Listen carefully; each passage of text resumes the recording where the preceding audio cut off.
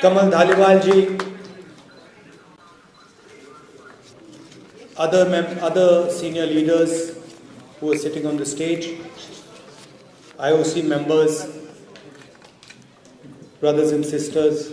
I can also see some children. So all of you, I'd like to welcome all of you and thank you for coming here today.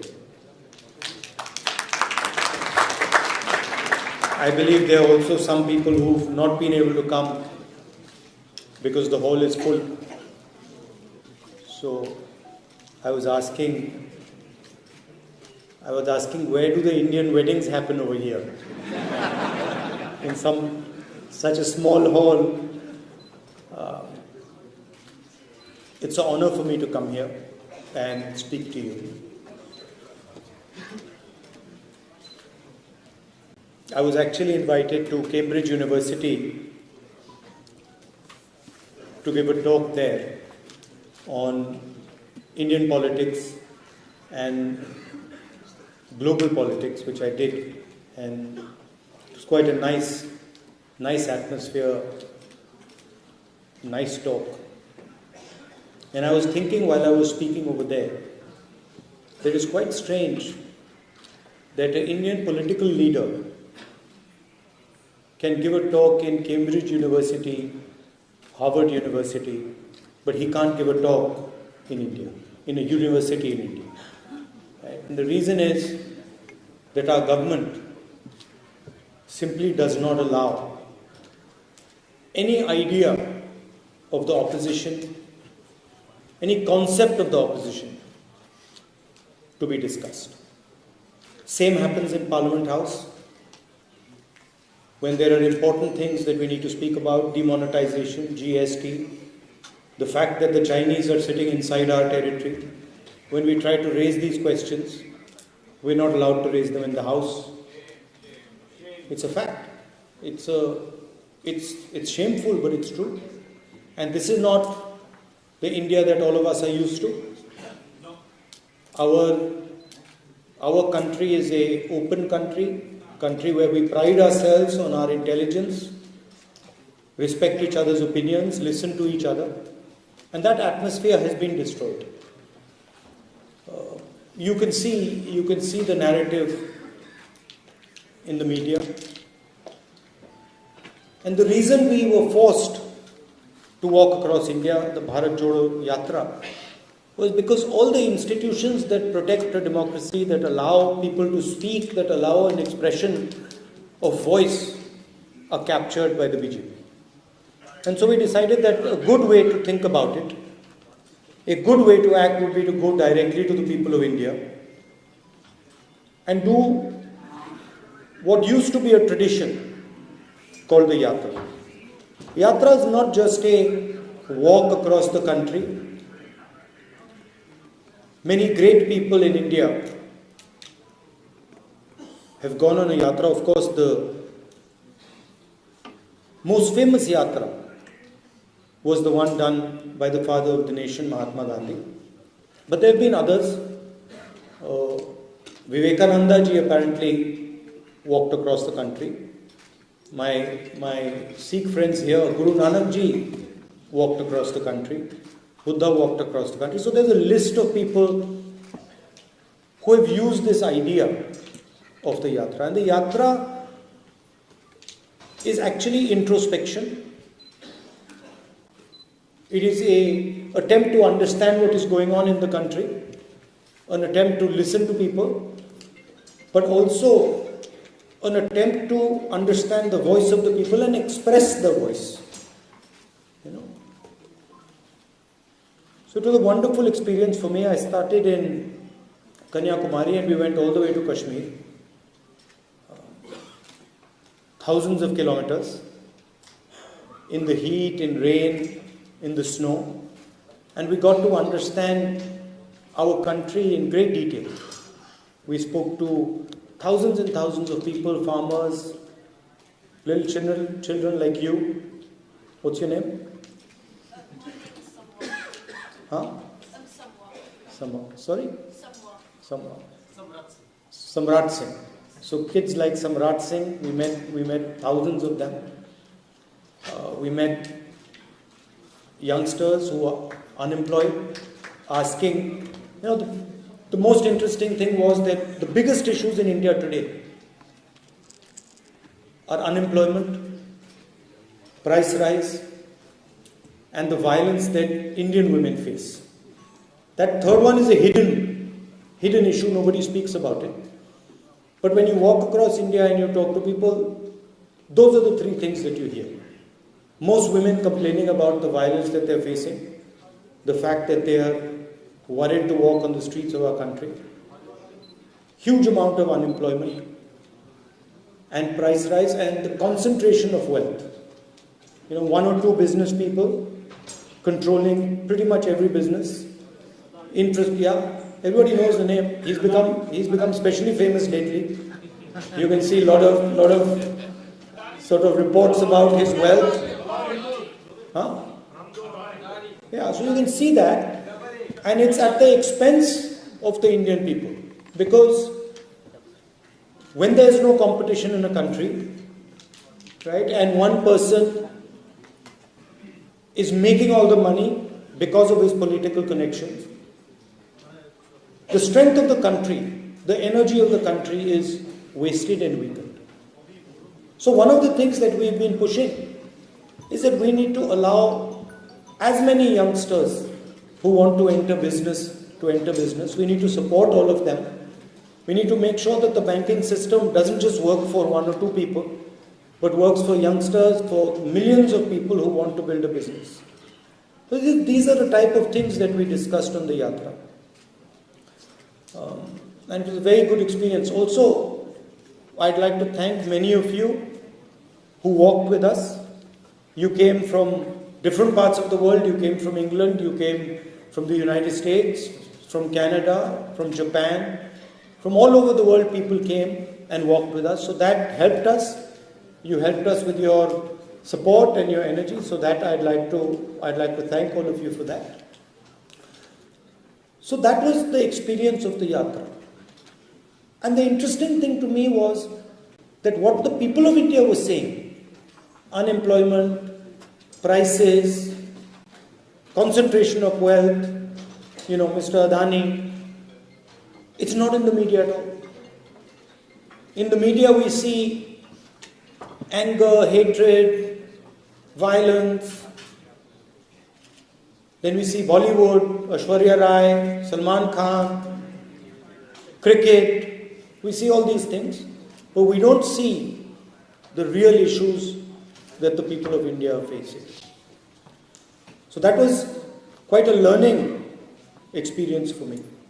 The other thing that some of the speakers alluded to, we walked for almost 4,000 kilometers. It was a huge effort. 5 or 6 people died while we were walking. One of our members of parliament had a heart attack in Punjab and died. So there was also quite a lot of tragedy taking place. People getting injured, someone falling, breaking an arm or breaking a leg.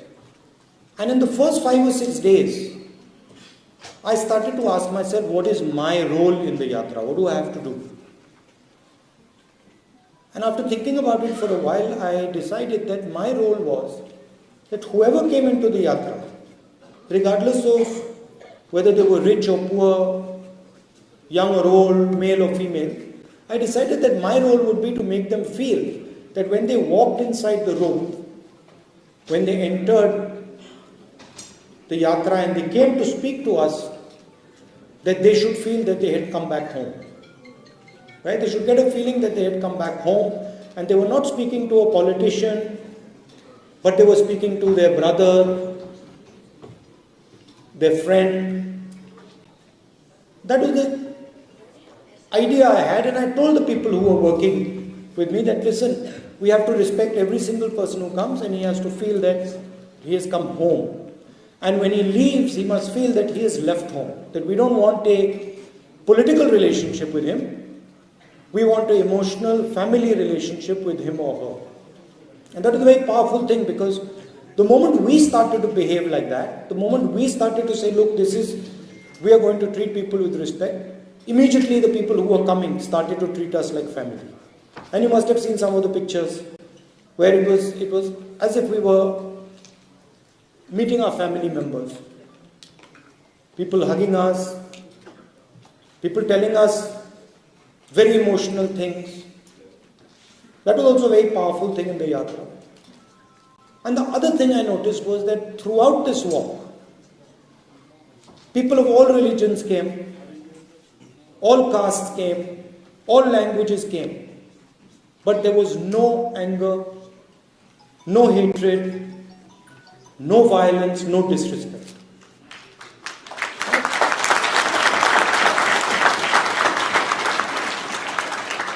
And so the yatra was demonstrating to the whole country what the real India is about. What Indian values are, what our religions tell us, what our different languages tell us, what our different cultures tell us, that we are one country with many, many different ideas, and we have the capability of living together harmoniously, without hatred, without anger, without disrespect. And it's when we do that that we are successful. Right? That was the message of the yatra. And of course, on the other side, we have an ideology of hatred and violence, disrespectful ideology that attacks people because of their ideas. And you must have noticed one thing, and this isn't the nature of the BJP and the RSS. If you noticed a statement of the foreign minister, he said China is much more powerful than us. He said China is much more powerful than us. How can I pick a fight with them? Matlab, at the heart of the ideology is cowardice.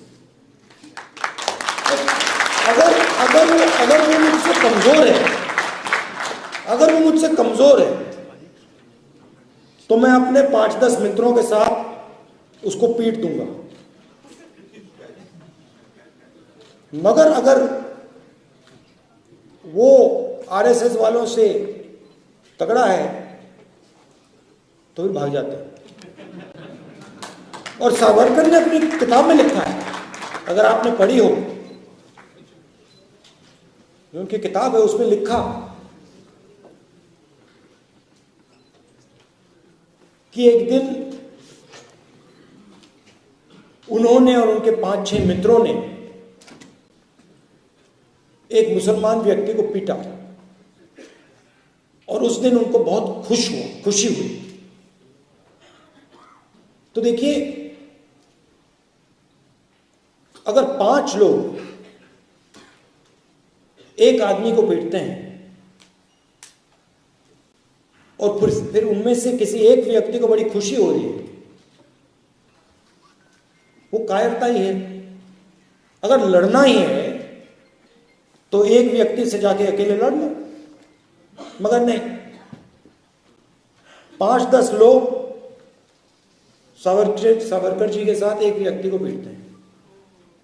तो इनकी ideology में यह भी है, if someone is stronger, and the foreign minister of the country is saying it, you imagine he's saying China is stronger than us, so we can't fight with them. Acha, the British was stronger than us, so then we shouldn't not have fought with them. How would we ever get independence? How would we ever get independence if we had followed the BJP's principle and the RSS principle that if they're stronger than us, if they're stronger, then we don't fight them out, we would be still ruled by the British. Right? So at the heart of their idea is cowardice. And that's the lesson for everybody, and including the people in India. As you said, डरो मत, डरने की कोई जरूरत नहीं इनसे, nothing to be scared of. And in fact, the way I look at it, the more they attack me, the better that is for me. Because the more I understand, the more I learn. Right? So this is a fight between courage and cowardice. It's a fight between respect and disrespect. It's a fight between love and hatred. जो मैंने कहा था भारत जोड़ो यात्रा में, नफरत के बाजार में हम मोहब्बत की दुकान खोलने आए हैं.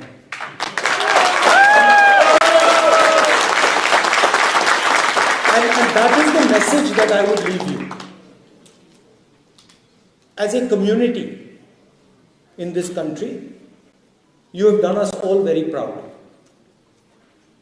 And of course you have done us proud because you've been successful, because you've made a lot of money, you've developed a lot of businesses.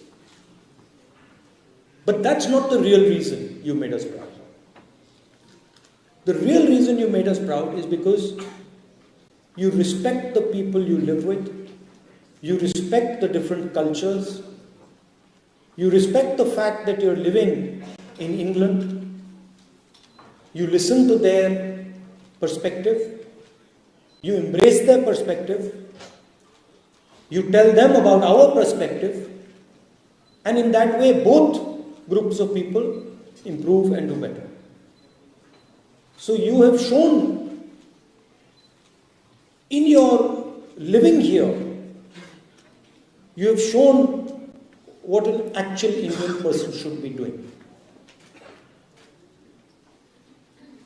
Living peacefully, affectionately, with respect, listening to other people, learning from other people, and also, as a result of our history, as a result of our tradition, teaching other people what we know.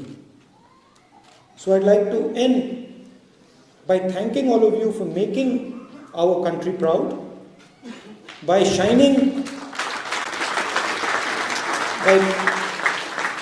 by being a shining example of what it means to be Indian, of being respectful, of being loving and affectionate to everybody around. Thank you very much. Jai Hind.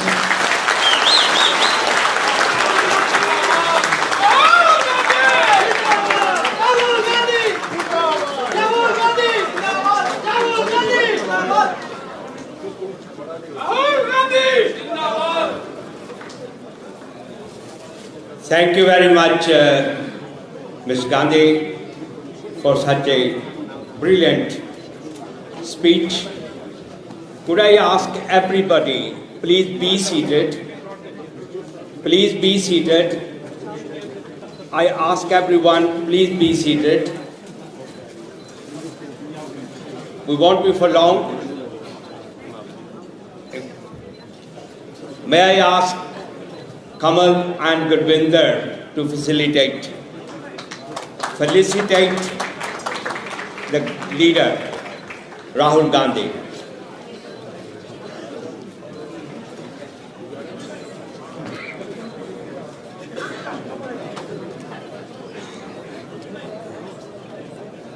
शेर है आंधी है ये तो राहुल गांधी है शेर है आंधी है ये तो Rahul Thank you. Could I ask everybody to please stay away from the stage for a few more minutes? I think there will be ample opportunities. And Kamaljeet, now there will be a cake cutting ceremony. Could I ask only 3 people to be there? I'm saying with the